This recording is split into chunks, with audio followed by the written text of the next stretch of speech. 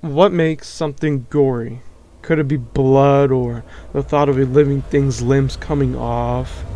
I mean, gore is suggestive. Tons of people probably don't think what I said is gory. Heck, you probably think the sound of a gunshot is gory. But in the one place gore isn't suggestive is our imagination. Our imagination has led to the creation of books, and more importantly, manga. Manga's been around for decades, and it's an art form that has been perfected since then, with each author taking his or her own crack at it and creating a unique take on an experience with each series you read. If it's Koto Hirano's Hellsing and its utter bloodshed, or even Ino Asano's Goodnight Poon Poon and its take on life, it was always varied, no matter what, if it's story or the art style. There's always a unique experience about each new discovery you make, and Chainsaw Man is no different. Chainsaw Man is about Denji, a broke 16-year-old kid, and after killing his dad, he now has to pay his debt. But after a chance encounter with a red devil dog, he now kills devils to make some extra cash. But Denji as a character is interesting. I mean, for the first part of the story, his only choices was on what he was going to eat. He barely had any choices for that. He had no freedom, no money, and besides on what he can dream, that's the most freedom he was gonna get. That's how pretty much it was until Makima, a public safety devil hunter, finds Denji killing a bunch of devils as Chainsaw Man. Oh yeah, did I mention that each devil has certain powers and they can make contracts which basically allows humans to use their powers, but in exchange they have to give something up, like let's say a body part or their lifespan or something like that.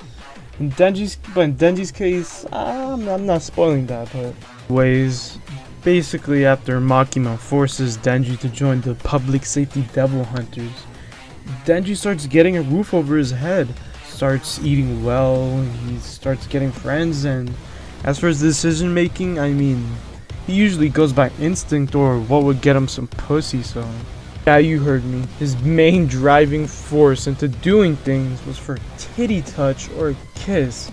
And you know what? I get it. He didn't have that growing up. All he had was some rundown shed and some stale ass bread.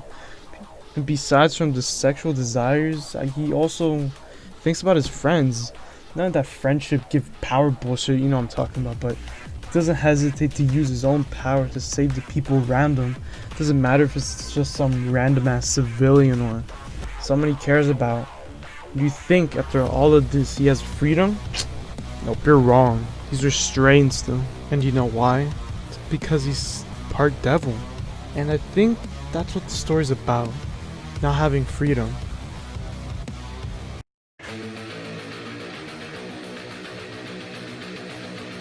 Chainsaw Man is a story about choices. It's about being manipulated and being put in the worst possible state you can be in. And it's about realizing what you want to be in, how you're going to get there. Chainsaw Man is unique. Nothing out right now can even be like it. Not that isekai shit, at least. I mean, everything about it, to its story, to the characters, even its art, is something else. Hell, you probably even noticed by now that the art has this dark style to it. It also has a lot of black tones, and to accompany that, it's chaotic and messy, and on top of that, the manga is fast paced, and it does not spare you on the gory details. Everything a manga of this tone needs to look good. And the characters, all of them serve their purpose. There's no holding back on what they had to do and how they were going to do it. And for the story, I'm gonna give the author some props here. What he was able to do in such a short amount of time and doing it weekly, like, hats off to you. As for the actual story, it was amazing. Almost each chapter, the author is almost always building on something, always building the world to make it more believable. But in terms of a narrative stand, it was chaotic. I mean, I loved it, but the manga was fast-paced, but a lot of it seemed to fly by fast. I mean, like a week fucking passed by in just one chapter. Then deadass went boom, boom, boom, and it's just done. Granted, I loved what they did with the story. It's a unique take on this type of genre. It was something refreshing we needed, but right now. But I don't think the way it ended really wrapped everything up good. I think a continuation's going to wrap the unwrapped stuff, but I'm not saying I know, but it might not be better than the original. Who knows? I'm no expert, but also Chainsaw Man's getting an anime, and that's what's about to blow it up into the mainstream of every top show out right now. So it's now or never if you're going to read the manga and catch up. It's only 97 chapters and it's a good read. And you know what?